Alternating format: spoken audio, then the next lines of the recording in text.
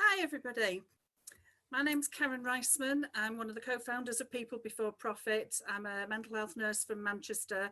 I'm a Unison activist. I'm on the national executive, although I'm not speaking in that capacity today. And we've got a fantastic meeting ahead of you today, a really special People Before Profit meeting with over 10 strikers from around the country of people who are resisting the horrendous attacks that people are facing at the moment. People Before Profit has always been about opposing making working class people pay. The cost of living crisis now is absolutely huge. The rich get richer and then have the insulting ability to tell us that that we should not ask for pay rises, whilst they carry on getting what aren't pay rises but are actually just stealing more and more of the wealth of the world that we live in. And so it's great to have so many people that are fighting back. It's great to have an opportunity to be offering solidarity to those people, something that's been fundamental to People Before Profit from the beginning. And it's great to have opposition to some of the scapegoating that they use to try and divide us, that we will continue to see as a central part of the work that we do. So as well as the amazing trade unionists and campaigners speaking, we will have space on the agenda for people to speak. If people want to speak, they can put their little blue hands up that's on, I think, the participation box, and then we'll call you in between. So we'll have a few speakers. Oh. Apologies for that. We'll have a few speakers, and then we'll take some speakers from the floor. Then we'll have a few more speakers. Then we'll take some speakers from the floor. You can also use the chat in order to put in contributions or comments or solidarity or how to make solidarity, and we'll be putting things in that we can do to encourage that. Before we take the first speaker, one of the big strikes that's going on at the moment, a national strike, is the University College Union at universities. And one of the things that we want to announce is that we are going to do a People Before Profit Day of Action next Tuesday on the 22nd. And we're hoping that we can have, as even more universities join the strike action, a real solidarity boost to those picket lines to show that people are 100% behind them. There may be rallies in your town to support your strikers. You can bring donations, you can bring food contributions, you can take a workplace selfie saying you support the strike, or send a card round work and bring it down to show the solidarity. But it's really important that when people are on strike, and some of people today will tell you that that solidarity that they receive helps to keep people going. So without further ado, our very first speaker today is going to be someone who leads probably no introduction to people who've been through a People Before Profit meeting before, and that's John McDonnell. John McDonnell is the MP in London, and he's one of the founding members of People Before Profit, and he's been an absolute stalwart of resistance to all the attacks that people, working class people, have faced, not just in Britain but around the world. So I have great pleasure in asking John McDonnell to start us off. Thanks, Karen. People who have been to these sessions before know that Karen is a ruthless chair. We get 3 minutes and then we're cut down at the knees if we try and go over. And the reason for that is because we have so many speakers from so many different disputes. It reflects the scale of action that's taking place. When we came together, all of you, when we came together to set up People Before Profit, the whole purpose of it was during COVID, at the early stages of COVID, it was to demonstrate solidarity, sharing information not covered in the mainstream media, sharing information about disputes and campaigns that were going on, but also to give people a voice to enable them to explain what's happening to them personally, within their community, within their union, and within their campaign, their social movement, their campaign. The scale of action at the moment, let's just remind ourselves, we've got UCU out, PCS in continuing campaign. Mark is here, I think one of the best general secretaries we've ever had in our movement. PCS mobilising, IWGB, United Voices at the Great Ormond Street action, where they're even being threatened now with further injunctions, but they're standing firm. Unite now, disputes right the way across the country. Unison mobilised, and again mobilising now at the national level as a result of the huge breakthrough that Karen and others have achieved in terms of NEC elections at Unison, restoring the union to its members. RMT, National Education Union, right the way across the piece now. We've got people who said we've had enough and we're taking action, industrial action to defend. What are they looking at? Basics. We want a decent wage. We want security of employment. You're not going to attack our pension without us fighting back. And they just want to be able to to be honest, to live. But there's other movements mobilizing as well. And I just quote you from Kevin from DPAC and his at the weekend. And he said, look, stop talking about eating or heating. For DPAC members, for disabled members, it's living or dying. So we're seeing social movements on the march now, linking up with industrial struggle. But also, let me just say this, it isn't just about wages and cost of living. It's about the threat to civil liberties and the very role of trade unionism from the legislation this proto-fascist government is forcing through, both in terms of the nationality bill and its attack on asylum seekers, taking people's rights away, their whole citizenship as well, the legislation that they're on elections where they want to suppress the vote. In addition to that, obviously, the police bill where they're trying to suppress the right to demonstrate. What we've got to do now, the lesson of all this is recognize the scale of action that's taking place, the willingness of people to fight back. We've got to unite now because this is a movement to build in solidarity. Solidarity.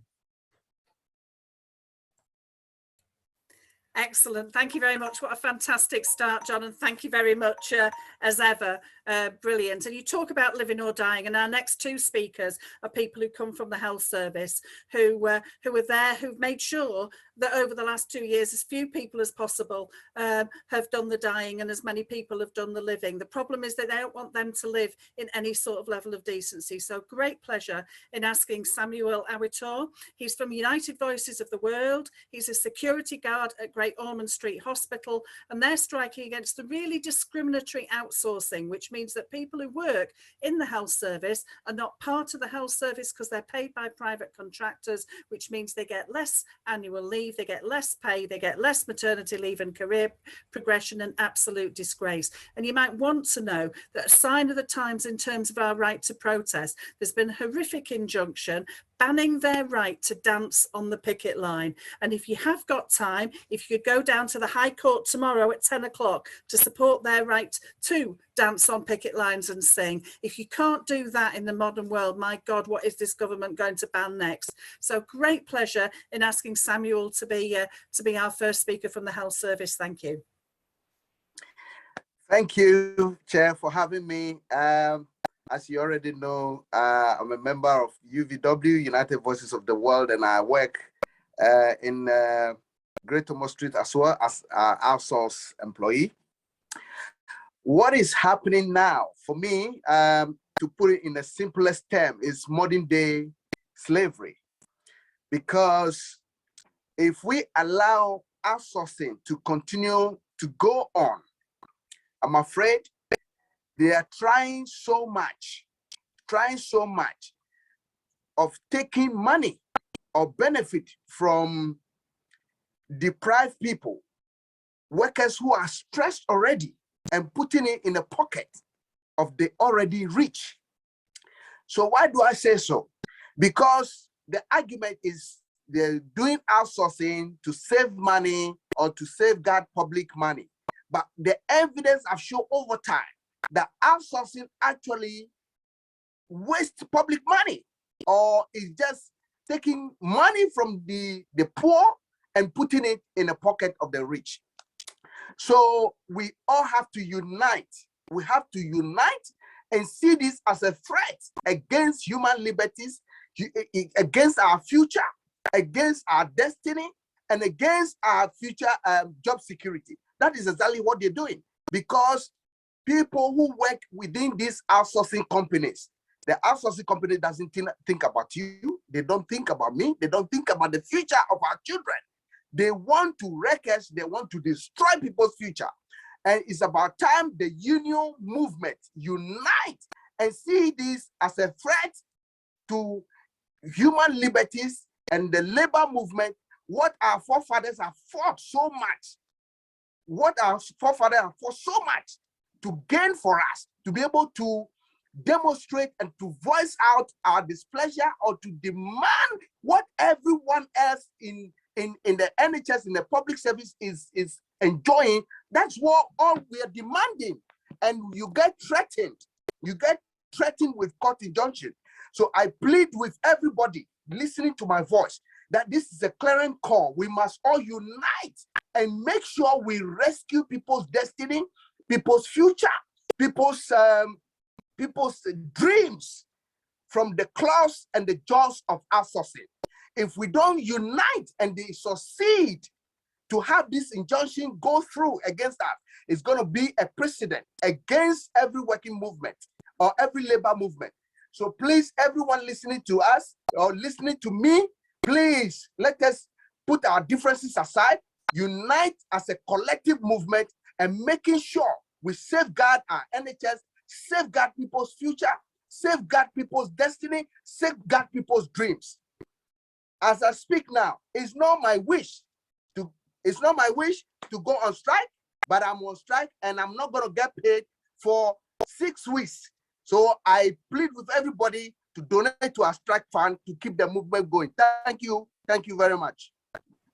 That's brilliant, Samuel. That's fantastic. And so much live that we've seen from the videos of the picket line. Absolutely amazing. And you're absolutely right. You know, that sort of, you know, that you have the right absolutely to fight back, and the best of luck. There is a piece in the chat about how to make donations. United Voices of the World are not a big union. They've done fantastic work at trying to organise migrant workers and had some huge victories, but it's important that we continue to give them the full solidarity so that they're not starved back to work. So if you can get down to the High Court tomorrow, or if you can make a donation or do a solidarity visit to their picket line. Thank you, Samuel. Our next speaker is Millicent. Millicent's a Unite rep at Bart's Hospital, where hundreds of cleaning staff, porters and caterers employed by Serco, they've just finished 2 weeks of strike action. Same issue, trying to get NHS proper pay and terms and conditions, and a brilliant sort of fight that we've seen there. So welcome, Millicent, and we'll take you for 3 minutes. Thank you. Yeah. Thank you. First of all, I would say I'll greet everybody. Good evening to everybody. And secondly, I would say thank you to everyone for your support.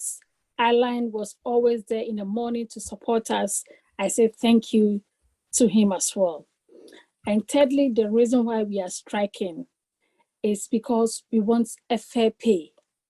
We have been working and we are getting the same pay. If you look at inflation, it's going high. If you go to shopping, even the little that you get, you gather, you pay a lot, but we are not earning anything. We all have the same stomach. We don't have different stomach, but what we are earning is nothing, you know, to compare to our colleagues who are working in the NHS. So all we are pleading is for you to support us, for us to go to in-house. So anything that they get, we also get it as well. We deserve a better payment, fair payments. And also I would like to say, we need your support. Support us so that they will listen to our voice. That's all we need. So I'm here to plead with you all to support us for the strike that we are taking, because we need your support. We need you to help us for them to hear our voice. Thank you. Thank you very much. Brilliant. Thanks very much, Millicent. And again, the way to donate to the Unite branch there is in the chat, and there are now hundreds of messages of support coming in from union branches all over the country, and hopefully that will be translated into messages of support that we can pass on to you and to your fellow strikers. So well done, Millicent, and all of you. Our next speaker, before we take a couple of contributions from the floor, is Mark Serwotka. Mark's the General Secretary of the PCS union. People will know that the PCS has been one of the leading unions in organising resistance for as long as Mark's been the General Secretary, and some amazing fights that they've done. So thank you, Mark, for speaking with us again and offering solidarity to both your members and to all the other people who are here today. Well, thanks very much, Karen, and good evening to everybody. It's already been a fantastic start, some amazingly inspirational speakers. And the beauty of meetings like this is that we get the chance to hear from people on the front line who are on strike, and having so many different disputes represented tonight is really fantastic. And I just want to say a few things. Firstly, our executive in PCS meets on Thursday We made a significant donation to the Just Eat strikers at our last meeting. This week we've got on the agenda, just for Samuel's knowledge, a donation to people at Great Ormond Street and also to the Coventry bin workers. And obviously with the other strikes tonight, if people want to write to us formally, we'll get donations out to everyone as quickly as we can. I mean, how is the best way to win the strikes? It seems to me, firstly, it's to give our full support and solidarity to everyone who's on strike at the moment. And secondly, it's making sure more and more people go on strike and join them.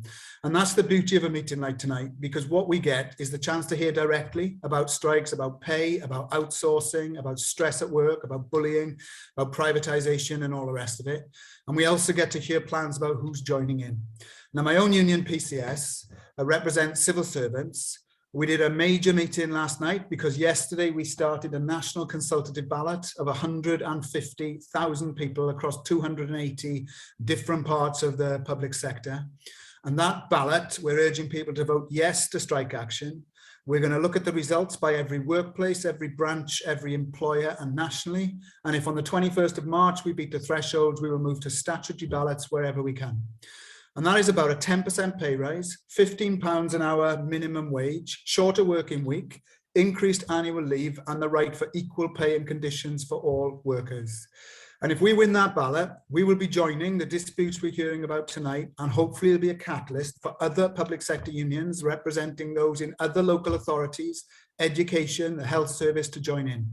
Because when you have a government that is so despicable and corrupt that Boris Johnson can lie and party and now seek to take disciplinary action against civil servants and scapegoat PCS members who have kept the country running along with our millions of other public sector workers, it shows how appalling they are. So the only answer to that is not just to negotiate, it's not just to make a case, it is to show them we are strong.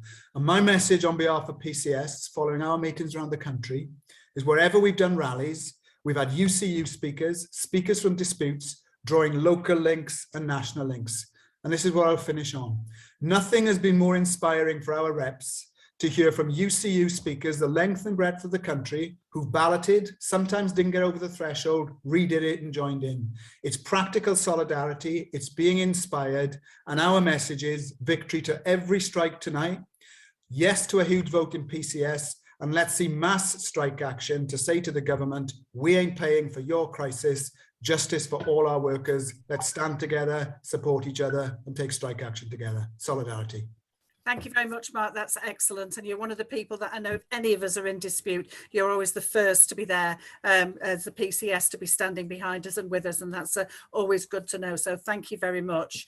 I am now going to open up to the floor. We've got a couple of people with hands up. So I'm going to take Ebony Kingston from the RMT and she'll be followed by Lizzie Fletcher.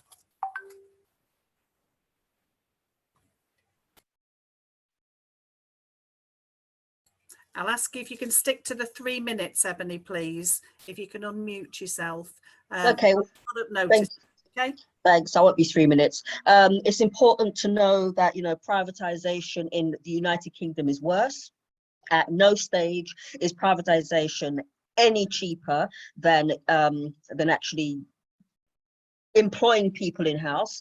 And what needs to be remembered is that privatization is the back door to outsourcing. It essentially is outsourcing. I mean, what they want to do, what governments want to do, what other companies want to do is they want to outsource it so that there is less of a responsibility on the people who are outsourcing in the first place. All right, so it's not cheaper, it is a means of it's more expensive, and it is a means of getting away with paying people a pittance to do the jobs that they're asked to do. So that needs to be taken into consideration. The NHS, we know how much the NHS has been treated like dirt. You know, the fact that these people who put their lives at risk are being paid a pittance. A nurse is paid roughly about £24,000 a year, or maybe even less than that. And this is why a lot of our health workers, this is why a lot of our nurses and what have you, they're going to food banks. They have a second job. They can't afford to solely live on the salary that they're in. So, you know, we've got to take into consideration everything that's gone on with this government, because they are the ones who are pushing the pressure on privatisation, because that's what the Tories are about. So solidarity to everyone, and let's keep fighting the fight. Excellent. Thank you very much, Ebony. And you're absolutely right. I'm going to take Lizzie Fletcher, and then we're going to return to speakers that are planned, but we will come back if people want to keep their hands up. We can take people in the next round of speakers from the floor. So Lizzie, you've got 3 minutes. Thanks. Hello, sorry I haven't got my camera on, but I live in the middle of nowhere and have little signal, so I find that if I keep my camera off, I'm better off.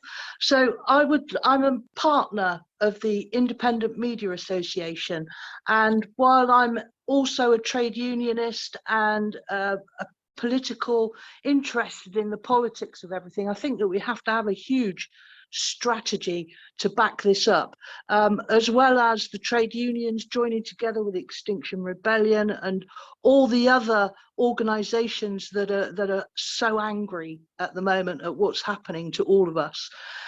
As well as that, we need the media. Now, we're never going to get the mainstream media, we can't afford it, but what we can do is get the independent media. So I would like you all to, we can all get our news and our information from several different sources. Get in touch with, I've put the link in the chat, get in touch with whoever you fancy out of those 50, I think there are 56 of us at the moment. That's 56 different platforms of media that will engage with you. Get in touch with them, tell them about your strike, as well as getting in touch with your trade unions. Tell us about your strikes and support us. Share our articles, financially support us if you can, of course, but more importantly, share our articles, talk about things, tell us what's happening on the ground, and we can carry on continuing to report these stories and to tell the truth. Thank you very much. Thanks very much, Liz. That's fantastic. We're going to return back to some of the strikers that we've got, and then we'll come back to the floor. So if you are interested in speaking, do keep your blue hands up, and I will come back to you in a couple of speakers' time. Our next speaker is Patrick McGrath. He's the Unite convener at the Wincanton B&Q, where the branch last week won a really impressive victory following sustained strike action from November last year. And it's really important that we do celebrate those victories, that we do talk about them. And I think one of the things, if you've given solidarity at work and you've collected for a strike and then that strike wins, it really helps to generate that notion that you can fight yourself and you can win. So great pleasure in asking our first of our victorious strikers, which is Patrick McGrath. Hey, thank you all, in solidarity to everybody. Yeah, we've just completed 11 weeks of industrial dispute, 9 weeks of strike action against a company boasting £690 million profit.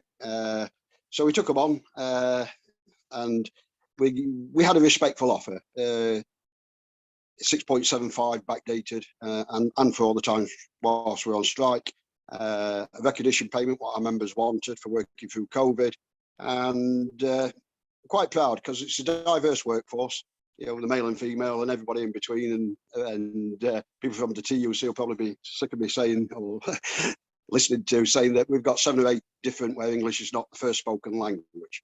So the picket lines have been out in force in the hundreds, and we show the company, you know, boasting record profits, that you've got the ability to pay, you know, so we're going to stick it out until we get a decent pay rise. They're trying to force us into a 2-year deal. All the other contracts on the B&Q contract, all the other sites have accepted 4% for this year, part of a 2-year deal. We were adamant that we're not accepting no 2-year deal.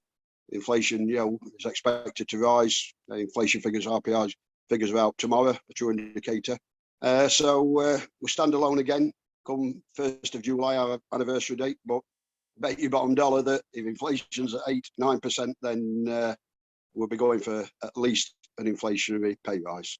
So thank you all for what's shown support and solidarity to every other strike. Thank you. Brilliant. Thanks very much, Patrick, and really, really well done on that. It just shows that when you can fight, when you do fight, you can win. And I think that's a really important lesson that that sort of workers need to realise. People are so angry, and there is a real opportunity. Our next two speakers are both from the RMT, the Rail Workers Union, and they're both going to talk about strike action that's coming up in their area. The first one is Bella Fasciola. She's an RMT rep representing cleaners employed by the outsourcing giant Churchill. Hundreds of cleaners have voted decisively for strike action, which is going to take place on February the 23rd, next Wednesday, and there's going to be a rally for them in Parliament Square at 11 o'clock. So if it's possible for those in London to get down and support them, that would be great. They put their lives on the line during COVID, keeping trains running across London and the South East, and they're going to walk out for 24 hours across a whole number of services. So solidarity and welcome, Bella. Thank you, Karen. Good evening, everyone. Karen's taken the first half of my speech away. No worries. Basically, yeah, we're outsourced to Churchill, which is a massive private company. We work throughout the pandemic, keeping the trains clean and sanitised for £8.91 an hour with a half an hour unpaid break. This rate stays the same on weekends, bank holidays, and even for our night workers. More importantly, we're fighting for terms and conditions, full sick pay. Currently, we're on SSP. That's including if we've got COVID and need to isolate, which we cannot afford £93 a week. It's ridiculous. This makes my colleagues come into work whilst they're not fit to do so, which is dangerous on the railway and any other job role. This also means that my colleagues who are not from this country have to use their annual leave to support themselves when they're too ill to come into work, which means they can't go home to see their family or even sometimes children. We're also fighting for travel, free travel, or the equivalent of what the TOCs get, even if it's travel to and from work. Currently in London, they're paying £240 a month to get to work on a train that they've probably cleaned 100 times over, if not to a station where they would do the same. Approximately 900 cleaners across 5 contracts voted for strike action. We beat all the thresholds. We've done a great job. Our first strike will be on the 23rd, Wednesday at 10:45 a.m. There'll also be picket lines on this day. We are demanding £15 an hour and to be taken back in-house. The money is important due to the cost of living rising rapidly and us working for a pittance. Myself and colleagues are struggling to stay afloat. I started with Churchill back in 2017, where I could save £1,000 in 6 months. Now I'm lucky if I have any money left in the bank come payday. Our strikes will target key events such as football matches and festivals, any event where there's increased numbers of passengers on the trains. The cleaners who are not yet in the union will get overwhelmed, and we are confident of support from train crew who will refuse to travel or work on what will look like an in-transit dump. Busy days and events mean people vomited on the trains or defecating on the seats. Normally it's down to us, the minimum wage paid key worker, to clean this up, not when we go on strike, to fight for what's right and the level of appreciation and respect we need, not just from Churchill's, but also from the members of the public. We're up against a major outsourced employer who are already up to their dirty tricks. This is a fight we must win. We call on the trade union movement to rally around. We need your support. Bring your banners, the more the merrier. Thank you very much.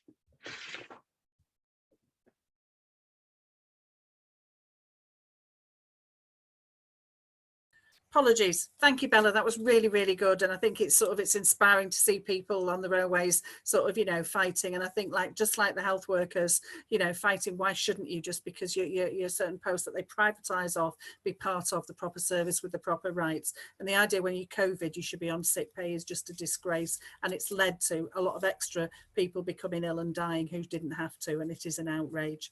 Our next speaker is also from the RMT. She's the chair of the RMT London Underground branch at Bakerloo. And they have 2 days of strike action from the beginning of March. They're striking over the refusal to give assurances on jobs, pensions and working conditions in the midst of an ongoing financial crisis that's been driven by the Tories, the fact that they won't fund public transport in the way that they want to. They're driven by an agenda of cuts and attacks on workers. So solidarity and welcome to Mel. Greetings all. Thank you very much for allowing me to come and speak in solidarity with Bella and the rest of our union. I'm a train driver. My name is Mel Mullins, as already said, and we will be going on strike on the 1st and 3rd of March. And, you know, there's a big attack, a massive attack on our pensions at the moment, and they've lumped in a whole load of stuff that have come in on the table. So we're also trying to protect 650 jobs on the stations, right? So we're very, very fortunate. We're in a country where we can get access to our state pension, but for me, not until I'm 68 years old, right? And after 35 years of a full NI record, I might get something like in today's money, £700 a month. Right, you're talking about £140 for food, 280 pounds for bills and housing, £103 for transport, £23 for health, along with other expenses. You're talking about £1,200 in today's money, which gives you a shortfall about £400, right? And that distance keeps getting bigger, right? Now, our workplace pensions are in our control, you know, in the workers' control. It's something that we work towards. We put money in. Money is invested, so hopefully it grows, the fund grows, and then we take it out when it's our time to retire. It is so important to us. It's our life and blood to plug that gap between that money that we're going to be shortfalling against for our state pension. And also, you know, we've got to be able to help our brothers and sisters who can't plug those gaps, who can't work, who might fall into disabilities and might have to retire early, and might have to be living alongside. So these pensions are very important to us. We've kept London going, and this is our reward. Basically a stab in the back by the Tory government. And there's been letters sent, there's been intimidation to our fellow members of staff telling us, oh, we're just doing a review. You're not doing just a review. Our senior assistant general secretary, Steve Headley, is telling us what's going on in these meetings, right? We're not stupid. 50% of our eligible people came out to vote, right, with 90% overwhelming for strike action. You know, they want us to go out there and do something. We didn't get our strike ballots, vote yes, walk to our post office box to sit on our heels, right? And RMT is not afraid to fight. We're going to take the fight to the company. We want you in solidarity. We know we're going to get absolutely hammered by the press. We know we're going to get hammered by the court of public opinion, but we need your solidarity. We need you to come out on the picket lines and give us your support. We want to thank everybody. And remember, pensions is something that is so important. So help us make this example so that everybody can be protected. Thank you, and solidarity. Brilliant, Mel. Cheers, and I'm happy to offer you full solidarity. And you're absolutely right. I mean, the sort of disgraceful pensions that they have. Someone's just put in the chat that Cressida Dick is going to get £160,000 pension after the racism and the sexism and the viciousness and the attempts to destroy the resistance that we do in order to change society for a better. And yet you think we get a fraction of that just for working, never mind for a pension. It's a disgrace. One rule for us and one rule for them. And I think, you know, you will have, I think, a lot more public support than you imagine, because I think more and more people, when they see people fighting back, do want to support you. They are on your side and often wish that they were doing that themselves. So best of luck with that on at the beginning of March. Our next speaker is someone who's been with us at People Before Profit right from the beginning. It's the Daniel Povey. He's the president of the National Education Union. People who've seen absolutely horrific attacks and really the issues over health and safety and the price that education workers have paid over the last couple of years has been disgraceful, and the National Education Union have been heroic in some of the resistance that they've shown to the Tory government, and I think that's part of putting them on the defensive. So thank you, Daniel, for agreeing to speak to us again. Thank you, Karen, and thank you very much for having me. It's been a fantastic evening, actually, hearing the strikers, RMT, hearing struggle around the country. In fact, actually, I really enjoyed hearing Mark Serwotka speak earlier, because I just want to hear trade union leaders talking about fighting. I do not want to hear any more, oh, we can't win national ballots or anything like that. It's about how we win. how we win, how we overcome the anti-trade union law, because we have got no choice, have we? We have got to start fighting on a national scale on some of these issues. So it was just great hearing Mark. Actually, I want to talk to you a little bit about some of the struggle happening around our union. I became the president of the NEU in September, and actually we've got disputes happening around the country, and actually they're in our independent schools, in our private schools. And I just want to spend a little moment talking to you about that, because when I became president, I didn't think the most picket lines I'll be standing on would be alongside private school teachers, but the government are trying, well, the private schools are trying to fire and rehire independent school teachers to take them out of the teacher pension scheme. It is the thin end of the wedge. If they get their pensions, the government will look at local authority schools, and of course it will be teachers in academies next. So please, please, please stand in solidarity with all the independent schools that are fighting back against fire and rehire to protect their pension. We've got 1,500 members out at the moment with Girls' Day Schools Trust, 23 schools. Please, please, please. It's a disgrace that these employers at a time of rising cost of living, and crisis, think that they can take their pension reduce it by 20%. In fact, I was at Abbott Hill School last week. They said you can stay in the teachers' pension scheme if you take a 5% pay cut. How disgraceful is that? But we have really got to be fighting on a national scale, and the cost of living crisis is going to impact on education in 3 ways. Funding. Schools have got no money coming out of the COVID, and they've had a decade of underfunding, and they've got gas bills, electricity bills. Like all other organisations, we've really got to sound the alarm around that. Child poverty. The 4.3 million children living in poverty is a 2019 statistic. It is rocketing at the moment. We have got them coming out of a pandemic and this cost of living crisis. So please, please, please keep being the voice of our children. And of course, teachers, teaching assistants, school staffs, pay. We have really got to be looking. I want to see a national ballot in the NEU on this issue, where we are fighting across sectors and across industries, standing in solidarity with going out together with PCS and all the other trade unions and fighting back. We need to see a TUC demo in the summer at the latest. We need to be getting on the streets around this, and we need to be building for ballots in every trade union and taking the fight to the government. So thank you very much, People Before Profit, and thank you very much, Karen.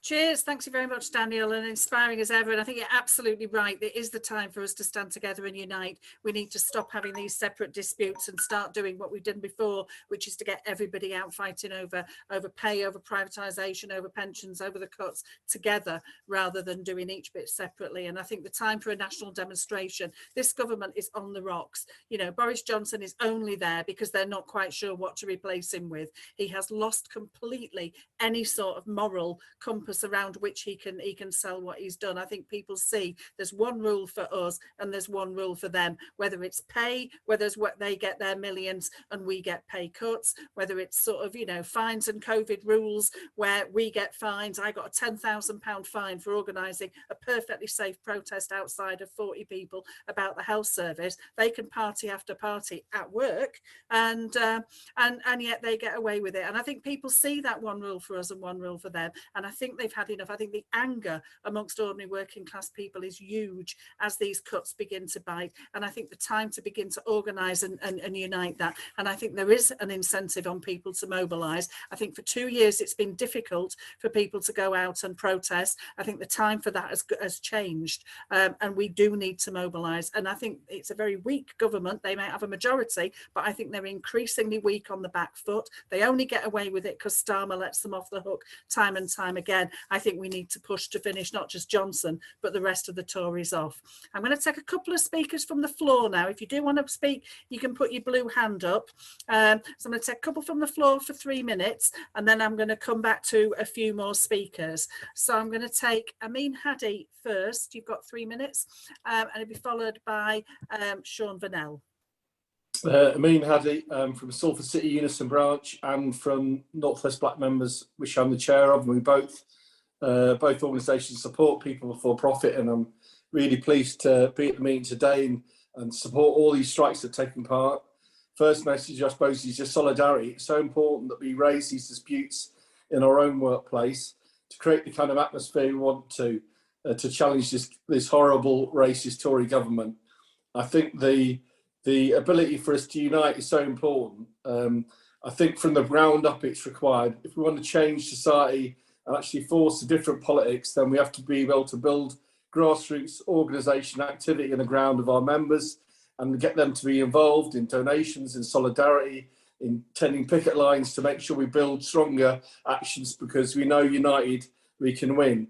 But I do want to also promote today the Stand Up to Racism demonstration on March 19th and 20th in Wales, because this is a crucial thing for us in the trade union movement, I believe, and among activists. They are trying to use racism to divide us. Let's be clear about that. That's what lies behind the police sentencing bill. Do we really want to give the police more powers, be more sexist, more racist, more homophobic? You know, that's what their agenda is. Every striker, I'd encourage every strike to send a delegation, every union branch to send a delegation to London on March 19th and show this government we will not be divided. We will not fall for their lies. We will not allow asylum seekers and refugees to die in the English Channel. We will not allow them to divide us. I mean, one of the most amazing things they've done is the clause 9 of the Nationality and Borders Bill, where they are going to propose that if your parent was not born in the UK, they can remove your British citizenship and remove you from this country without any recourse to the law. That affects me, that affects millions like me in this country. You know, I like to consider myself an enemy of the state. I don't want to give Priti Patel the power to remove me because she doesn't like me. This is an outrageous attack on our human rights. So really, please, get past motions, your branch of solidarity to the strikes, but please pass solidarity to come to the Stand Up to Racism March on March 19th and 20th. Let's make sure it's a huge show of strength. Let's make sure the Black Lives Matter movement still lives and we fight for solidarity. Black and white, unite and fight. Thank you. Cheers. I mean, that's excellent. I'll be there on March the 19th in London. As you say, it's March the 20th in Cardiff, the International United Nations Day of Action Against Racism. And it's really important that we don't let them use racism to continually scapegoat and divide us. I'm going to return to our speakers list, but if you do want to speak, keep your hand. Oh, no, I'm not. Sorry. I'm going to take Sean Vanell first, and then I'm going to return to the speakers list. Sorry, Sean. No, thanks, Karen. Yeah, my name is Sean Vanell. I'm from UCU. I'm a national executive member and the vice chair of further education. I just want to speak something about in what's happening in UCU. I know that Roddy's got his hand up, so hopefully he'll be called in. He'll be speaking hopefully more about this brilliant strikes which have been taking place. And first of all, though, can I send solidarity to everybody who's been here tonight? It's been utterly inspiring to hear those fighting back. Solidarity, when we've been on strike, makes all the difference. And I know the money, the message of support means our members feel they can do a lot more and feel more confident when they fight, and just the inspiration to hear such struggle. Clearly things are changing, as others have said. The lack of opposition in Parliament by Keir Starmer et al. Has meant there is no alternative but to fight these Tory attacks which will, if we don't stop them, will set back living conditions by 30 or 40 years. People, as John and others said, it's not a question of can we fight, we have to fight, and that's what the experience is. But also, I think the experience is we can win when we fight. I mean, in further education, where I work, there were 15 branches that took strike action last November. Every single one of those branches that took strike action won. They all won something. Some not as much as they'd like. Nobody went back worse off than they started. Many, including my college, we fought, we struck for 10 days, and we managed to push back some very horrendous changes in our conditions. Because that's the other part of it. It is not just the attacks on our wages and our pensions, but it's the living conditions, the working conditions which we all work in at this moment in time, the managerialism, the bullying, the harassment, which goes with seems to me increasingly every single employer up and down the country. So in UCU at this moment in time, there is a strike. We're coming together as both sectors in higher and further education on March the 7th. Further education are launching an indicative ballot of all our branches. I don't know if we're going to get across all of them across the threshold, but for us in further education, we decide if ones who do so will come out. The ones who don't, we'll try again, and that's exactly what we do in HE. So a whole national strike is on the way, where we've got further education, higher education members fighting in defence of post-16 education, the marketisation of education, which comes with all the casualisation, the attacks on the race and gender pay gaps. Those are the kinds of issues that we're all fighting. The stakes are very high indeed, and therefore the kind of action we take, the kind of solidarity that we need is absolutely essential. And our final point I really would like to say is I think that it is excellent to see this tonight. And I think what inside UCU, one of the things that's been successful, our HE colleagues and comrades set up an organisation called Solidarity Movement, which has tried to unite all the different campaigns which have taken place over the last year and a half or so. It's been central doing two things. One, making sure those who are on strike win money, finances and solidarity, but also is make sure that we increase and get more people involved, that we can fight nationally. So hopefully we'll be getting as many people out on the 7th of March, against people find their ballot. Please join all the picket lines. They've been fantastic, the strikes the last couple of days across the UCU and universities, and they hopefully will remain. March the 2nd could also be a huge day because we have the students coming out as well. So hopefully everybody can be on there. Solidarity to everybody. Hope everybody can win.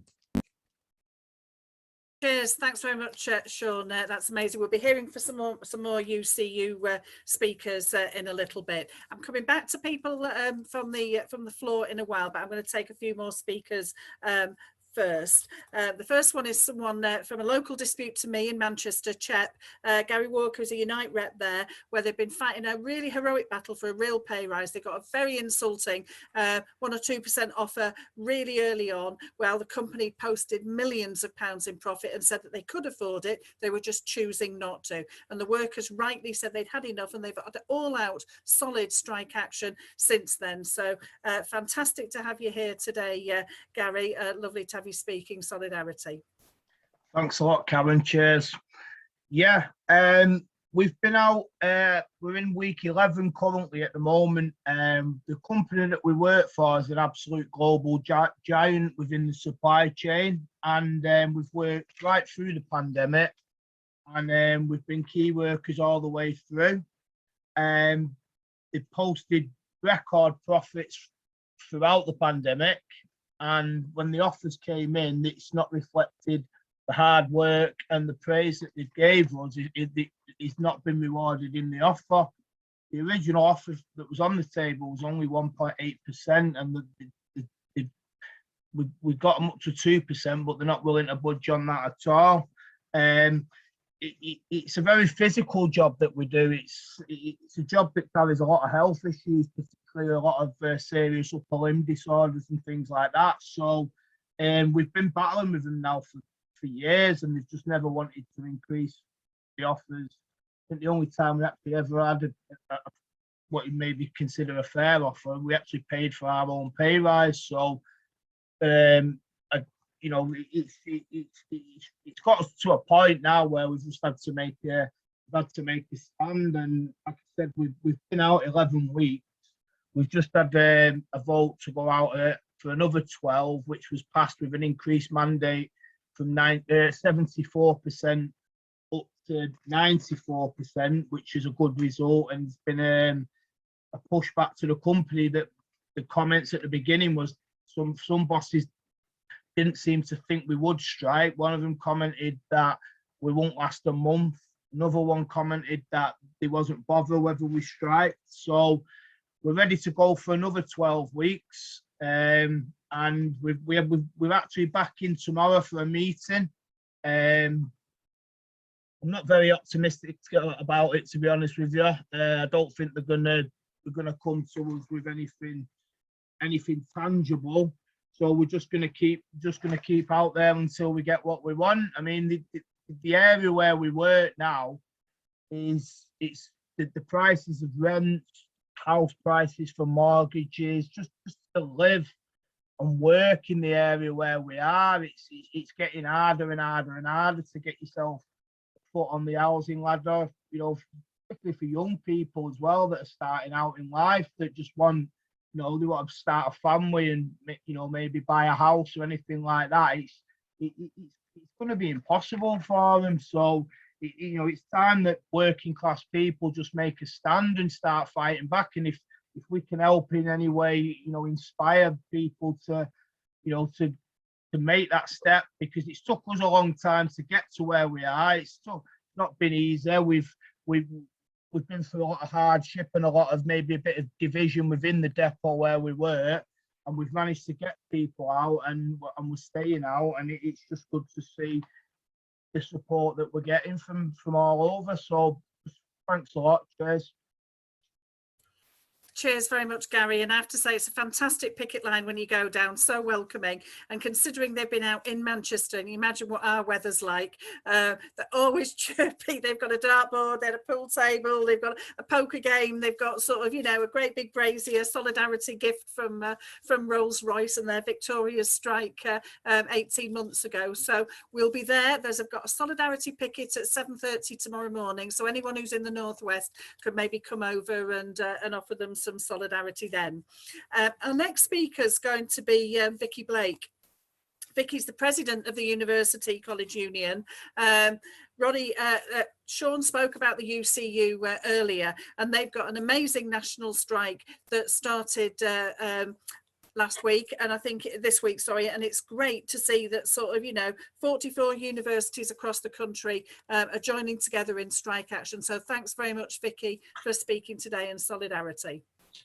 Thank you so much for having me again. I am a bit live from the picket line. I got stuck on a train on the way back, and I'm in York for a picket line again tomorrow. I haven't been here for the whole meeting, but I'm already picking up on the energy from this meeting, and it's just so important that we come together. And I want to say solidarity with every single worker and every single striking worker in particular at the moment at this meeting. We have this incredible power that I think we don't always realize until we pull ourselves out of the workplace to demonstrate that power. Something that Daniel was saying just as I was coming into the meeting really struck me about energy, I think, and about how we have to win because we have no choice. Like, we're in a cost of living crisis. It's been brewing for some time, but it's intensifying now. We're in an energy crisis. There is a climate crisis. There are many crises because we're in a crisis of capitalism. If we let it, our bosses and our government will make sure that this becomes a morale crisis for workers and for all of those who are in struggle. And that is the opposite of what this meeting is about. We can bring each other energy. We have to find ways to kindle that energy in each other. So each of us becomes, and I know this is cheesy, but each of us becomes the spark that creates that bigger fire, because we really, really do need change. I'm speaking on behalf of a union which in higher education, we have had UK level disputes in 2018, 2019, 2020, 2021, 2022. And believe it or not, you know, if you read what the media has to say about us, we're all, you know, bonkers and everything else. We're actually quite mild-mannered. Education workers, we tend to be quite mild-mannered. We have a lot of passion, but we don't walk out of our classrooms, and we don't walk out of our support work that we do for education. We don't walk out of our libraries. We don't walk out on our research for nothing. We don't take strike action lightly.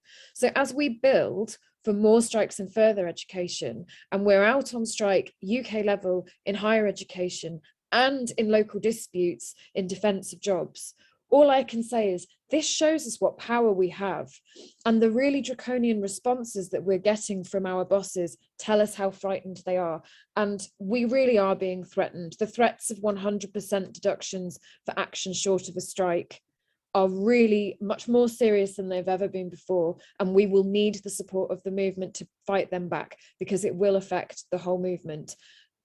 I know I haven't got very much time left, so I want to finish on a note of, if we say we have the power when we come together, then we need to remember that, and we need to remember that when we disagree about tactics and strategy, that's fine, and we need to have those disagreements and those discussions, but at the end of the day, what we need to really go back to is that we are stronger when we are together, and we have to take action. And as Ian Lavery said to us earlier today on the picket lines in Newcastle, they won't be listening if we don't take action. It's all we've got.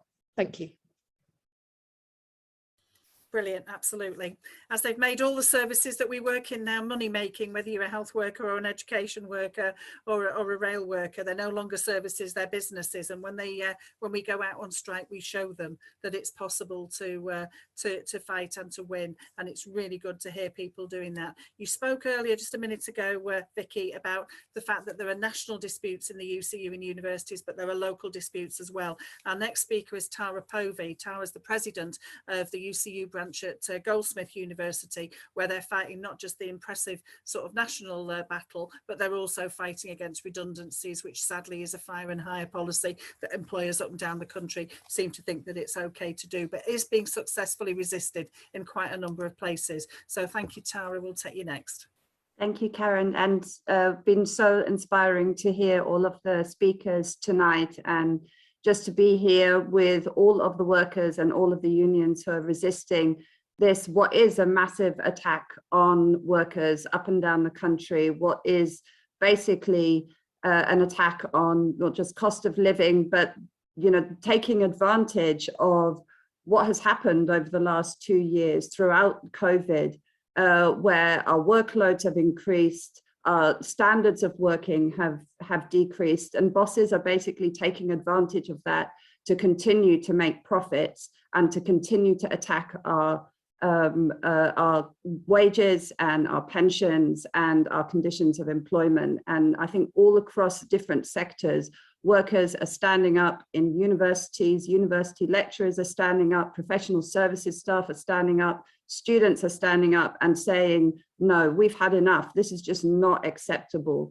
Obviously, in terms of our local dispute at Goldsmiths, what we're facing is this conjunction of the attacks by this Tory government on higher education. They want to make higher education basically a playground for the rich. They don't want it to be available to most of the people in this country, most of the students who have gone through such a difficult time in the last 2 years. They want to continue to attack the access to higher education for ordinary working people and students in this country, and particularly when it comes to access to the arts and the critical social sciences. This is what they really want to make the preserve of the rich and to prevent people from being able to access this. And at the same time at Goldsmiths, we've seen this alliance between our senior management and corporate interests, and the deals done with third-party financial institutions who are now demanding millions in staff cuts, mandating ongoing surpluses year on year, basically creating a situation where the university is being run for a profit, you know, and really exploiting students and staff in that process. So that's why we have just taken such action to resist this, because as the speakers have all said, this is not a situation where we either, you know, do nothing and then we can go back to some kind of normalcy or normality. You know, there is no kind of normality to go back to anymore. The only option that we have now is to fight and to come together and fight as hard as we can. And that's why we're in our second bout of strike action. We're not going to back down. We just heard today, in fact, that in our local dispute, Unison, the other union in our campus, has also voted for strike action, and we're going to be taking joint strike action together in a couple of weeks' time. And if we unite together, as the other speakers have said, then we can win. So thank you very much for inviting me here today, and solidarity to all. Amazing, Tara. Thank you very much. That's brilliant. And good luck with that and solidarity greetings. Our next speaker is going to be Hayden Jones. He's the Unite convener at the Coventry HGV2 drivers that covers the Coventry bin strike. They've been in the headlines recently as they've been striking against the Labour Council, who's offered them a really insulting pay offer. And they're now running a sort of a mass scabbing operation, paying contractors more than striking workers are paid hourly. The Unite members are on all-out strike. Solidarity to you and to your members, Hayden, and thanks for being here. Thank you. First of all, I'd like to say solidarity to all, for everybody who's out on strike, who's about to go onto the picket line. First of all, I'd like to start off. Coventry City Council employs 88 HGV drivers, of which 73 of them are Unite members. We are employed in 4 areas of Coventry City Council, which is highways, street pride, refuge, which covers all of recycling, and also the commercial. The consultative ballot came back at 97% when we ran. We then ran a full ballot for industrial action, and that came back at 98.5% in favour of industrial action, a solid return. Unfortunately, due to the approach of the employer through this, it left us no alternative but to take industrial action, which no worker with a family who has to look after their family makes that decision lightly around this action. Is the last resort. We could see through the pandemic that councillors were taking the credit for the fantastic work that all key workers have done, and solidarity to us all for undertaking that through the pandemic. But look how quickly they turn on some of their key workers and demonising them, calling them greedy, and claiming that they are earning £52,000 a year as an HGV driver on grade 5 at Coventry City Council. You would have to work 77 hours a week to do that, and a full gritting season, and work every Saturday and Sunday. The last time I checked, it was against the law for an HGV driver to work 77 hours, 52 hours a week of a year. That would be breaking the law. I attended a meeting on the 24th of January where the leader of the council, the Labour leader of the council, was in attendance at that meeting and claimed, and it was claimed by the leader, that a new offer would be made to HGV drivers. As of yet, no new offer has been made to HGV drivers. What we do see now is that Coventry City Council does recognise the true value of an HGV driver. It's paying this company, Tom White's, which Coventry City Council owns entirely, £20 an hour. Our drivers start at £11 an hour and rise to £14.40 an hour. Unfortunately, again, no new offers have been made to us. Firstly, I'd like to say is what Labour Council would spend millions of pounds fighting and breaking a strike to keep wages down. They understand that now that this is not just a fight for HGV drivers, but it's a fight for all workers at Coventry City Council, and solidarity to all that are supporting us in our strike. As you will recall, last week, I attended a meeting which Sharon Graham made it very, very clear to all Labour MPs and councillors that all funds will be taken away from them. I support that. That's what we want from picket lines. We need to show everybody that we are to come together, and that's all trade unions.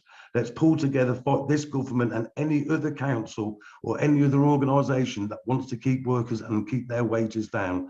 As one of our brothers said earlier on, it's just a modern form of slavery. By keeping us down or keeping the drivers down, they're keeping us all down. Let's all stick together.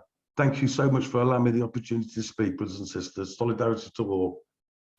Absolutely, solidarity to you too, and disgraceful that it's a Labour council that's spending all that money on trying to smash workers' resistance rather than supporting it. And it's so sad that that's where it's come to, but full solidarity to you. And to be honest, they never give in until they give in. They don't say we're going to give in a week's time. They always try and look like they're not. So full solidarity to you. We're going to take a couple of speakers from the floor, our last couple of speakers from the floor, and then we're going to come to our last few speakers. So I'm going to take Roddy Slorak first, followed by Jenny Hurley.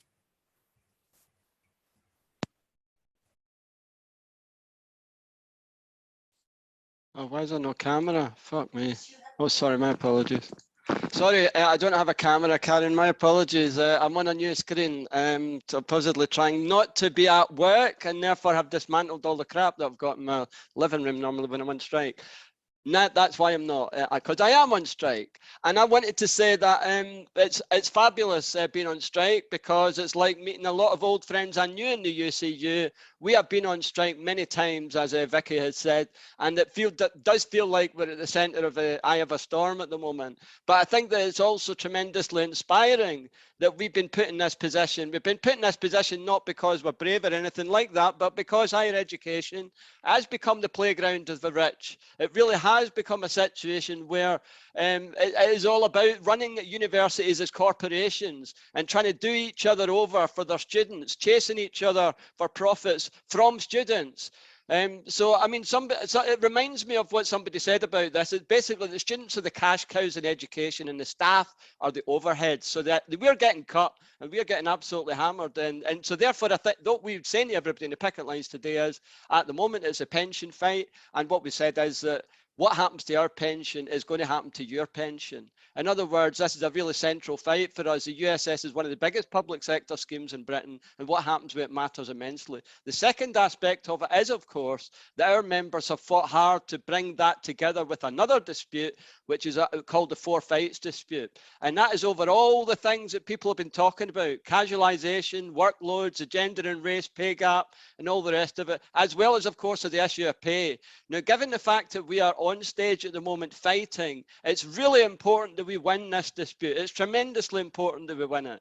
And that's why we built the UCU Solidarity Movement. We've done it because we need to provide more links between activists and branches on the ground in disputes so that we can articulate and fight for a strategy that can win these disputes. The truth is that the trade union movement hasn't been doing enough fighting recently, and therefore they really need that force and support and inspiration and collective organisation at the base of the unions if we're going to make the victories that other union leaders here have talked about happen. It has to come from below if we're going to fight to make sure that happens. We have a big strike, a UK-wide strike meeting on 21st of February, next Monday.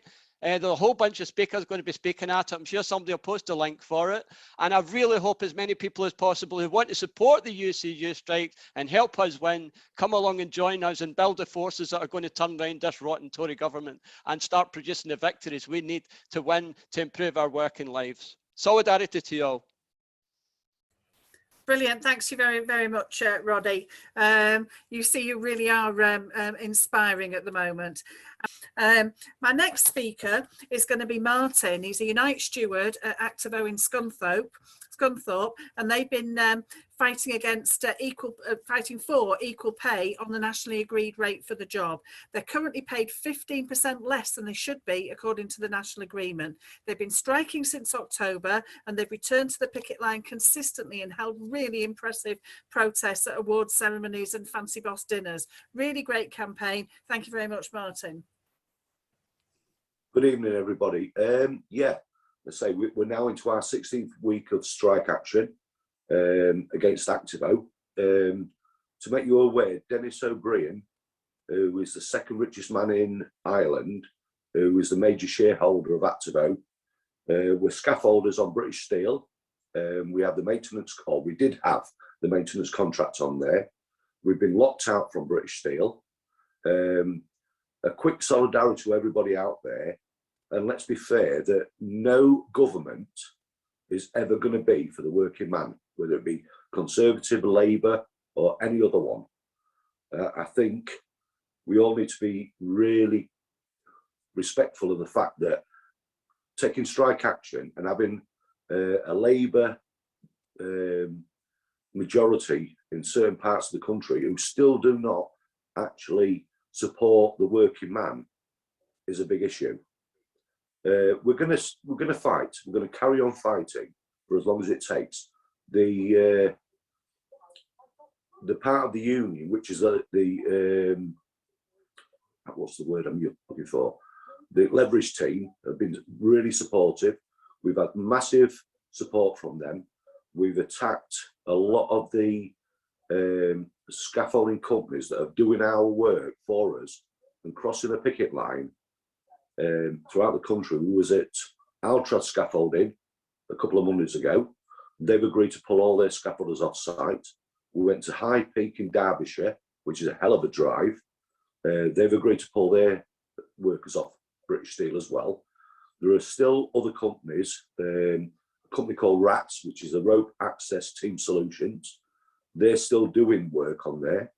Another company called Brand are still crossing the picket line and doing a night shift rather than crossing the picket line in the daytime to carry out work that we would normally do. So the issue is for us that there is nobody out there that is supporting workers. And these are guys that are part of Unite the Union, who are crossing picket lines on a day-to-day basis and not helping us achieve what we want. we've got a mass meeting tomorrow with the company, so watch this space. It's not looking great. It could come that we're all going to get made redundant. So an update I will give you as soon as I know. Dave Birchall, I'm looking at standing in for tonight, will update you as soon as he gets any knowledge. Solidarity for everybody. Thank you. Solidarity, thank you very much indeed, Martin. It's not easy when you're on a picket line, is it? It's not easy, but it does sound like you're giving them a run for their money. Best of luck. Our next speaker is going to be from the UCU. Before we just call her in, just to remind people that we're calling a Solidarity Day of Action for the UCU national strikes next Tuesday on the 22nd of February. We're asking people if they can go down to their local picket lines, if they can go to their local rallies, if they can do collections and do cards to take down to work. You can bring food or whatever to the picket lines. They're generally really sort of vibrant, sort of happy happening places. We're much better at picket lines than we used to be.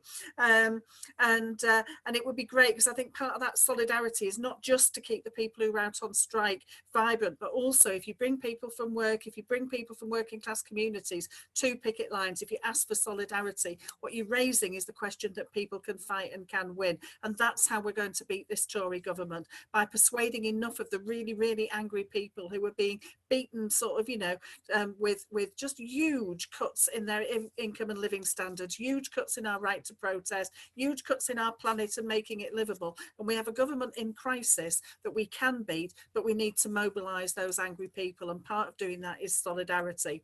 So that's next Tuesday on the 22nd of February, solidarity with the UCU workers.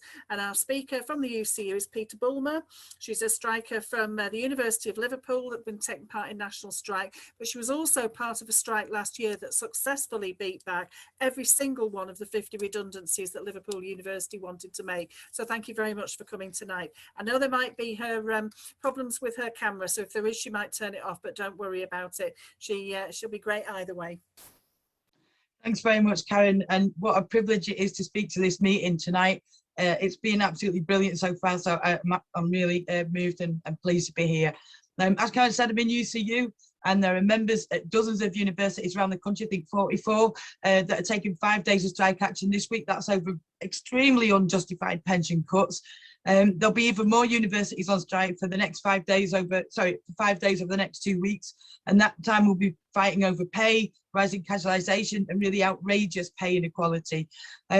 So we've got a lot of things going on, frankly. Now, I thought at Liverpool, our members would be a bit tired of fighting, because as Karen mentioned, we had a big battle over jobs last year, and while we won it, it took a lot of hard work to get the strikes and boycotts and stuff done.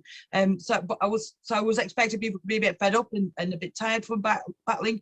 This is not the case at all. We've had absolutely loads of strikers on our picket lines yesterday and today, including staff on very precarious contracts who are getting hourly paid, who really miss out if they don't go to work. They've been on the picket lines with us. We've got loads of inspiring teach outs, so educational sessions that are going on at the same time as the strikes, for our students and for our strikers, and lots of other exciting activities planned. We had a brilliant bake sale today. It was really good.